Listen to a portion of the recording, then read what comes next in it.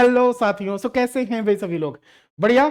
UP पीआरपीबी की जो Twitter account है उससे एक नोटिस, शॉर्ट नोटिस अभी जारी किया गया है। बताया गया कि 19,220 पदों का अधियाचन प्राप्त हो चुका है। उत्तर प्रदेश पुलिस भर्ती और प्रोन्नति बोर्ड को लखनऊ मुख्यालय पुलिस महानिदेशक उत्तर प्रदेश से आरक्षी स्तर के विभिन्न पदों पर सीधी भर्ती का कुल 19,220 पदों का अधियाचन जो है वो प्राप्त हुआ है। अब इस अधियाचन में क्या है कि भाई जिसमें आरक्षी स्तर के पीएससी की पोस्ट है 9,837। इसमें उत्तर प्रदेश विशेष सुरक्षा बल के 1,341 पोस्ट हैं। आरक्षी पीएससी महिला बदायूं गोरखपुर लखनऊ महिला बटालियन का 2,282 पोस्ट है। इसमें आरक्षी नागरिक पुलिस के 3,245 पोस्ट होंगे। आरक्षी पीएससी सशस्त्र पुलिस के 2,444 पोस्ट और फिर घुड़सवार के टोटल 71 पोस्ट। इन सबको मिलाकर के 19,220 पदों का अधियाचन प्राप्त हुआ है यूपी पीआरपीबी को।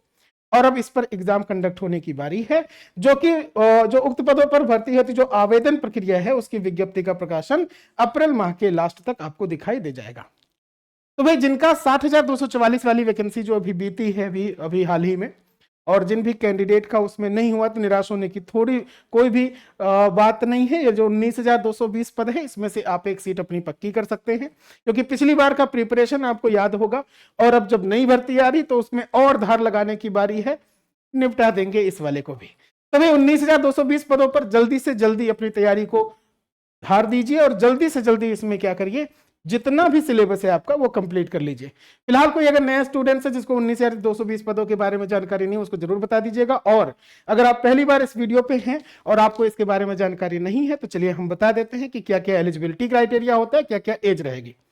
पहली बात, अब जो भी कैंडिडेट इसके लिए फॉर्म फिल करने जा रहे हैं उनके लिए जो एज काउंट होगा इस वाली वैकेंसी का वो रहेगा 2 जुलाई 2000 से लेकर के 1 जुलाई 2007 तक का। यानी किसी भी ऐसे कैंडिडेट का जो अनरिजर्व कैटेगरी का है, मतलब जनरल कैटेगरी का है, तो उसकी जो डीओबी है, डेट ऑफ बर्थ है, वो 2 जुलाई 2000 से स्टार्ट करके 1 जुलाई 2007 तक की हो तो वो एलिजिबल है इस वाली वैकेंसी का फॉर्म फिल करने के लिए। कोई ऐसा कैंडिडेट है जिसकी डेट ऑफ बर्थ 1 जुलाई 2000 है तो वो एलिजिबल नहीं है। यानी 2 जुलाई 2000 के पहले के जितने भी कैंडिडेट होंगे वो एलिजिबल नहीं होंगे। ऐसे ही 1 जुलाई 2007 के बाद किसी का डीओबी आता है तो वो एलिजिबल नहीं होते। बेसिकली 18 से 22 साल की एज तक के कैंडिडेट फॉर्म फिल कर सकते हैं जनरल कैटेगरी के। सिमिलरली अगर कोई ओबीसी कैटेगरी का है, मतलब पिछड़ी जाति का है, उनको 3 साल का रिलैक्सेशन मिल जाता है। तो ये जो सन 2000 है इसके पीछे 3 साल 1997, यानी कि 2 जुलाई 1997 तक की डेट ऑफ बर्थ, बाकी ये वाली अपर लिमिट यही है। ऐसे ही SC/ST की 5 साल तक का रिलैक्सेशन मिल जाता है। तो जो 2000 लिखा 1995 तक का डीओबी समझ सकते हैं। ठीक है, तो रिलैक्सेशन एज लिमिट का वैसे ही रहता है जैसा ओबीसी एंड SC/ST को अन्य वैकेंसीज में मिलता है। अब बात करते हैं और क्या क्या है भाई। और ये है कि रिलैक्सेशन आप समझ गए। अगर हम बात करते हैं कि इसमें और कौन कौन क्वालिफिकेशंस वगैरह क्या है, शारीरिक स्वस्थता वगैरह क्या है, कौन कौन लोग एलिजिबल हैं, तो भाई पहले तो आपका जो सिलेक्शन प्रोसेस है वो 2 ही माध्यम का होता है। एक तो ये कि आपका एग्जामिनेशन कंडक्ट होगा जो कि होगा 300 नंबर का, एक सिंगल पेपर, 150 क्वेश्चंस पूछे जाएंगे और वो जो 150 क्वेश्चंस होंगे वो 4 सेगमेंट में बटे होंगे। ठीक है, पहले लिखित परीक्षा होगी कितने नंबर की, 300 नंबर की। अब ये जो 300 नंबर का पेपर होगा, 150 क्वेश्चन होंगे, उसमें सामान्य ज्ञान का सवाल होगा, आपका सामान्य हिंदी होगा, न्यूमेरिकल वैल्यू मतलब संख्यात्मक और मानसिक योग्यता से, और एक पार्ट रहेगा मानसिक अभिरुचि बुद्धिलब्धि और तार्किक क्षमता से। तो मानसिक अभिरुचि बुद्धिलब्धि और तार्किक क्षमता यानी कि रीजनिंग से रिलेटेड सवाल कह सकते हो, और यहाँ पर क्वांटिटेटिव एप्टीट्यूड यानी कि मैथमेटिक्स के क्वेश्चंस कह सकते हो। अब ये 150 क्वेश्चंस होगा, इसमें जो भी कैंडिडेट लिमिटेड 19,220 के आसपास के या इसके कुछ गुने ज्यादा बुलाए जाएंगे फिजिकल टेस्ट के लिए, और फिर उसके बाद फाइनल सिलेक्शन। तो भाई यहां पर क्या है कि अगर आप सही आंसर करते हो तो सही आंसर के लिए 2-2 नंबर दिए जाएंगे, और अगर आप गलत करते हो तब भी नंबर दिए जाते हैं। हाँ, गलत आंसर के लिए नंबर दिए जाएंगे लेकिन वो रहेगा माइनस में 0.5 यानी कि 1/4 नंबर आपका जो है वो डिडक्ट हो जाता है माइनस होने की वजह से। ठीक है, चलिए अब पेपर जो होगा वो आपका ऑफलाइन ही होगा। इस बार वाला भी OMR बेस्ड होगा, आपको ऑफलाइन ही एग्जामिनेशन कंडक्ट करवाने मतलब मिलेगा मौका। तो भाई मैं कहूंगा कि अभी से अभी क्या है, अगर आपकी क्वालिफिकेशंस मतलब आपकी एज जो है वो जितने हमने बताई उसके बीच की है तो अभी से लग जाइए तैयारी में बिना किसी देरी के। क्यों? क्योंकि आपके पास टाइम कम मिलेगा इस वैकेंसीज के लिए, इस वैकेंसी के लिए, और आपके पास पढ़ने का सिलेबस बहुत ज्यादा है। अगर आप पहले से भी पढ़ रखे हैं तो आपको फिर से रिवीजन की तैयारी करनी पड़ेगी, क्योंकि रिवीजन भी बहुत ज्यादा करना है, पिछली बार की गलती नहीं दोहरानी है। अगर आपका उसमें थोड़े से नंबर से चूका होगा तो आप मेरे ख्याल से आप पहले से जानते होंगे वो वाला दर्द, वो वाला दंश झेलना कितना बुरा लगता है, समझ रहे हैं। तो इस बार वो गलती दोहराई ना जाए, इसलिए क्या करना है, बहुत बढ़िया तरीके से पढ़ना है, ठीक है, बिल्कुल सीरियस होकर के। और भाई कोई भी मतलब कोई भी इसमें क्या है, कोई भी गलती की गुंजाइश यहाँ पर नहीं होनी चाहिए।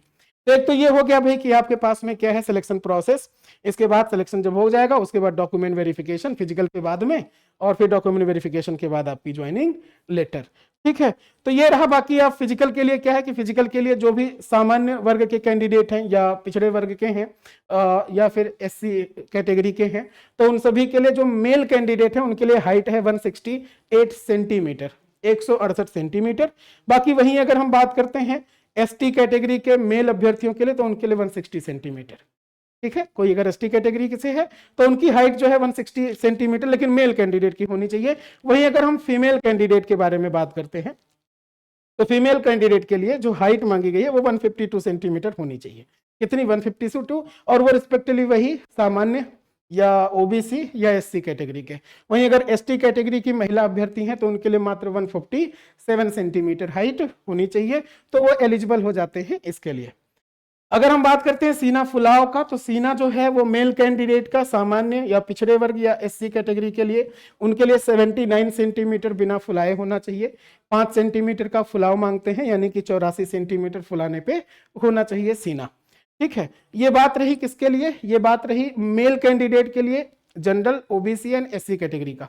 कोई ST कैटेगरी का मेल कैंडिडेट है यानी पुरुष अभ्यर्थी है तो उसके लिए 77 सेंटीमीटर होना चाहिए बिना फुलाए, यानी 2 सेंटीमीटर उससे कम, और फुलाने पे 5 सेंटीमीटर का फुलाव मांगा जाता है। दैट्स वाई ये बढ़ के हो जाना चाहिए 82 सेंटीमीटर, और नॉर्मली 5 सेंटीमीटर का फुलाव आप देख पाते होंगे हो जाता है, ठीक है।